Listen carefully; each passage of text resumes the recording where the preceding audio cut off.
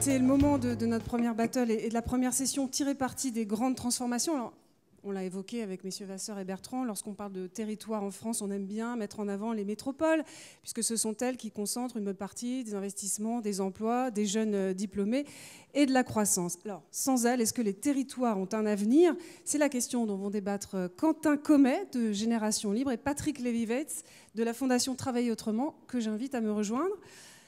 Donc le principe de la battle, c'est quoi? Alors, c'est pas montre en main, hein, on est moderne, donc c'est smartphone en main.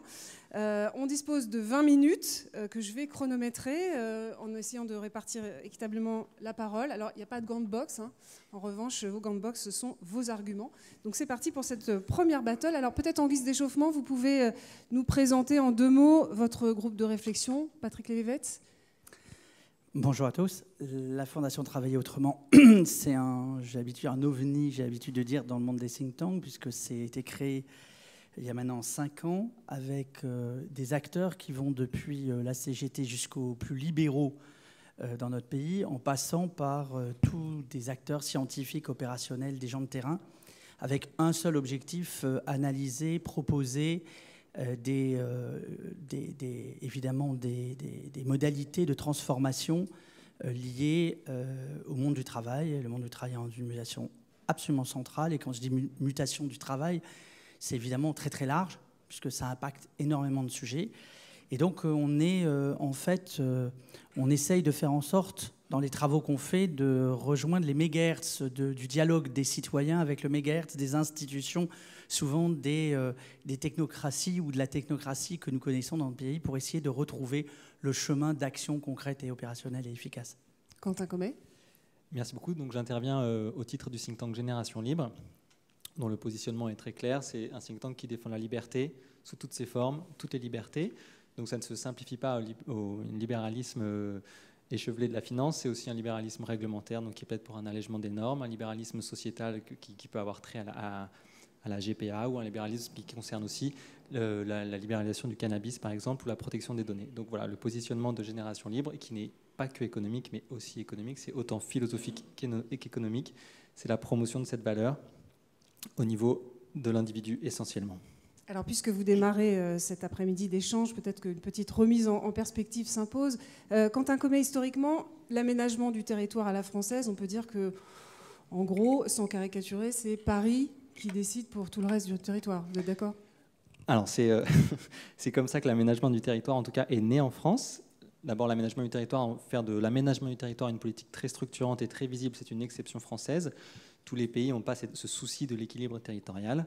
Et en France, l'aménagement du territoire a eu ses plus grandes heures au sortir de la Deuxième Guerre mondiale, au moment où il fallait reconstruire le pays.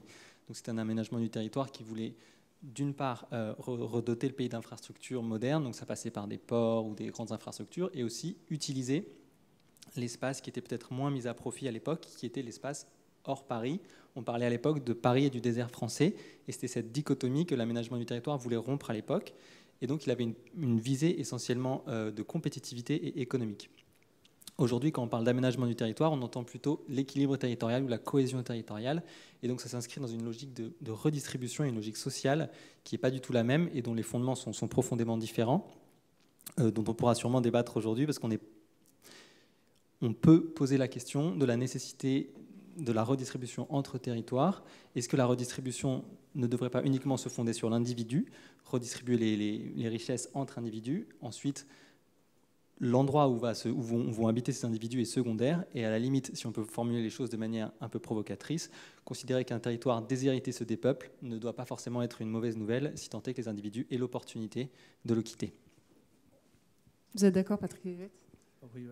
Non, et je voudrais, avant de revenir sur ce qui vient d'être dit, d'abord, le titre même de la première battle, qui est de dire « sans métropole, pas d'avenir », moi j'aurais eu tendance à dire « sans territoire, pas d'avenir ». Parce qu'en réalité, la question des métropoles n'est plus un sujet, c'est une donnée. On a aujourd'hui 12 métropoles en France qui ont créé 70% d'emplois.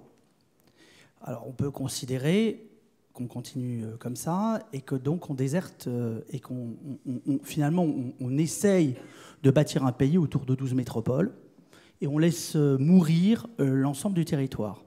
On peut considérer que si la liberté, on laisse librement, comme le proposait Quentin, on laisse librement se faire les choses, eh bien on déserte en gros 90% du territoire du pays.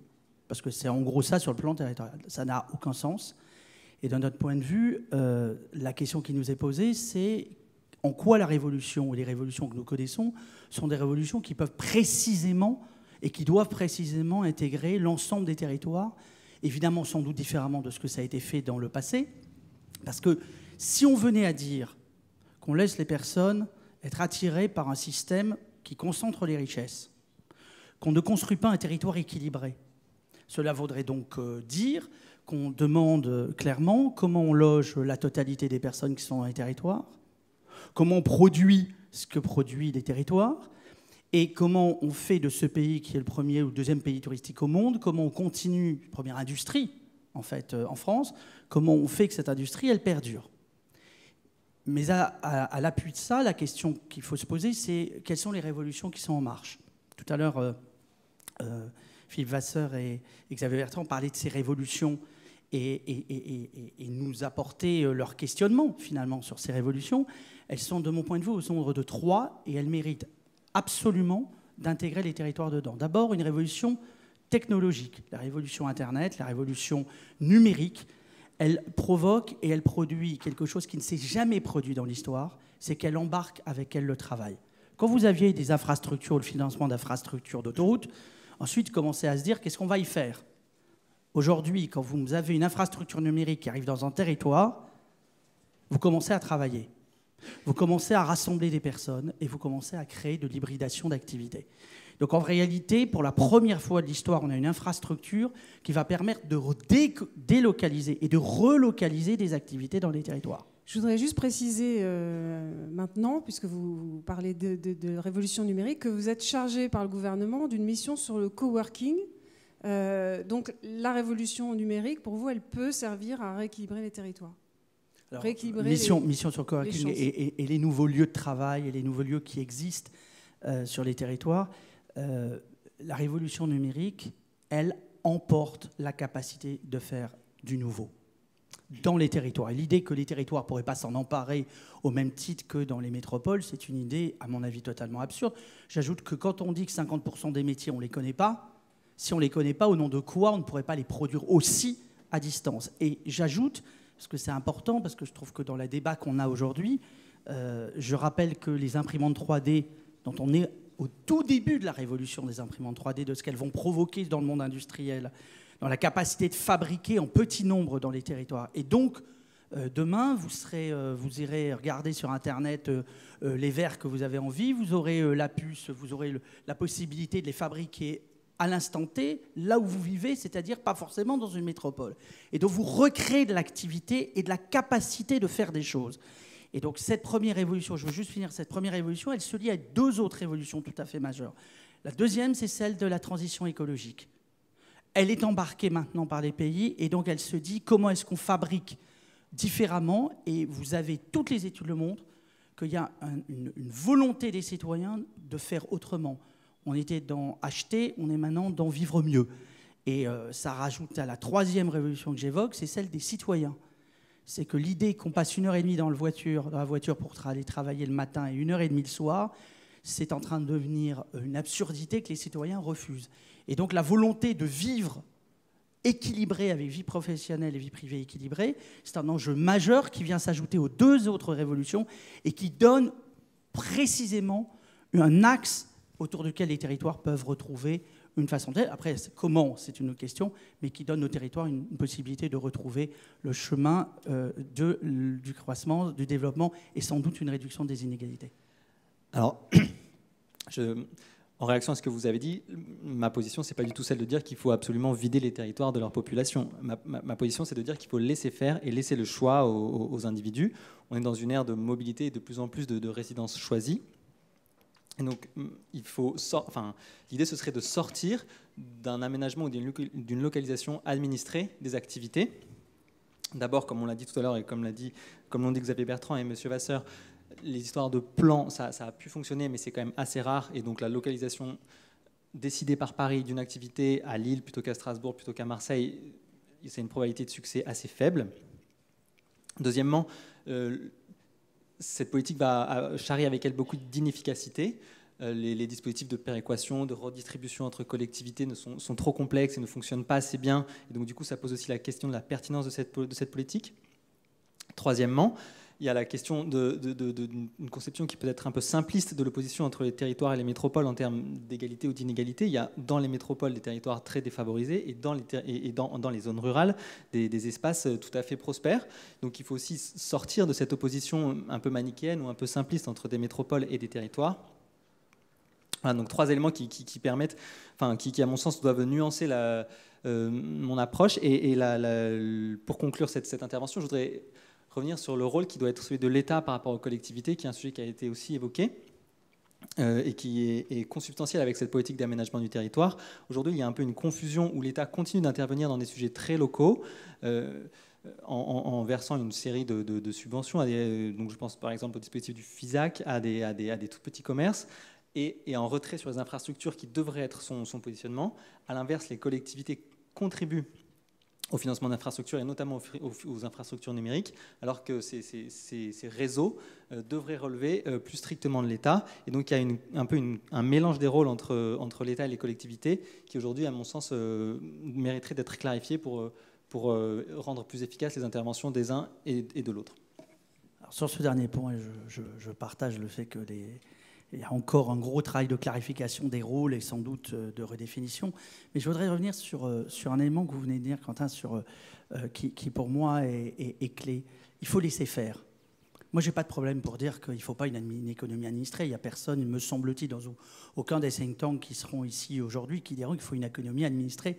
À l'évidence, non. Mais quand même, dire laisser faire, c'est donc laisser faire les choses. C'est donc décider que l'attirance de la métropole sera totale.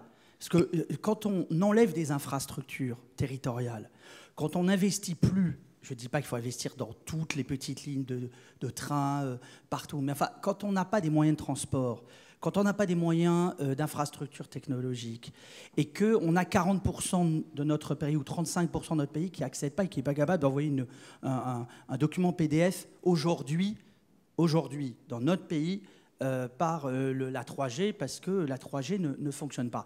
On est bien là dans une inégalité, dans un scandale, pour le coup, de manque d'anticipation et de manque de vision qu'a eu l'État pendant longtemps, et donc d'anticipation, et qui empêche les citoyens d'y venir. Donc on ne laisse pas faire. En réalité, on leur dit, prenez vos clics et vos claques, et venez dans les métropoles. Et donc c'est un choix politique qu'on peut faire. Moi, je ne crois pas que ce soit sain et serein. D'autant que quand on regarde les chiffres aujourd'hui des citoyens qui à Paris ou dans les grandes métropoles veulent retourner dans les territoires, pour autant qu'ils trouvent une activité, parce qu'ils veulent retrouver un équilibre de vie, je l'ai évoqué, d'équilibre de vie privée, vie professionnelle. Si on dit qu'il faut laisser faire, il faut aussi écouter ce que veulent les personnes et apporter à côté, puisque c'est quand même le rôle de l'État, leur apporter ceci. Enfin, dernier point, je voudrais dire que c'est très lié, mais la Fondapol est là, ici, aujourd'hui, et on parlera parce qu'il y a un gros travail qui a été fait par la Fondation Fondapol sur ces sujets. C'est quand vous faites les cartographies des populismes dans notre pays, ou du vote populiste pur et dur, et vous faites le regard des infrastructures, vous avez directement un vote enfin, le lien peut être fait très rapidement. Donc la question qui est posée, c'est celle de la désespérance dans un certain nombre de territoires. Je partage que dans les métropoles, il y a aussi des difficultés. Mais je dis que la question qui est centrale dans notre pays aujourd'hui, c'est est-ce que nous allons finir comme a fini le territoire britannique, l'Angleterre, où une ville a produit 70% des emplois, et vous n'avez plus d'emplois sur le territoire, et vous avez provoqué un système qui a été qui a produit le Brexit, ou est-ce que nous disons qu'à partir des 12 métropoles que nous avons été capables de bâtir, évidemment il faut qu'elles se renforcent, évidemment qu'il faut qu'elles deviennent des métropoles fortes, mais est-ce qu'on est capable à partir de là de redéployer, de redonner un sens à ce que ça veut dire le territoire, un territoire riche par ses habitants, par son histoire, et évidemment aussi par des débouchés pour demain. Je rebondis sur ce que vous avez dit tout à l'heure, Quentin Commet. Vous avez dit il y a après tout des territoires peu denses qui s'en sortent bien, des métropoles un peu moins bien. Tout à l'heure, il me semble qu'on a évoqué Lille, par opposition à une métropole comme Rennes, par exemple, qui irrigue beaucoup. Est-ce que justement, le mythe de la métropole qui irrigue sur les territoires limitrophes, voilà, c'est mythe ou réalité ? Alors, c'est une situation au cas par cas. Au niveau national, c'est quand même plutôt une réalité. Il y a alors, le chiffre, hein, pardonnez-moi, je crois que c'est 46% de navetteurs, donc de personnes qui habitent dans les territoires ruraux et qui vont travailler dans des métropoles.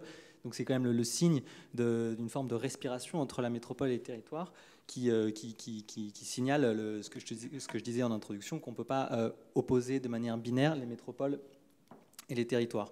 Cela dit, un autre point que je voudrais faire, c'est qu'on ne peut pas à la fois vouloir des métropoles performantes, compétitives, attractives au niveau européen, voire au niveau mondial, et à la fois vouloir mettre les activités dans les territoires. À un moment donné, il faut choisir. Qui doit choisir ? Est-ce que c'est l'État qui doit choisir depuis Paris de localiser là ou là telle activité, ou est-ce que c'est les individus qui doivent spontanément se localiser là où ils ont leur plus grand intérêt ? Et ce que je pense, et je vous rejoins parfaitement là-dessus, c'est que le rôle de l'État, c'est de mettre les individus en capacité de choisir par la construction notamment d'infrastructures et notamment d'infrastructures numériques.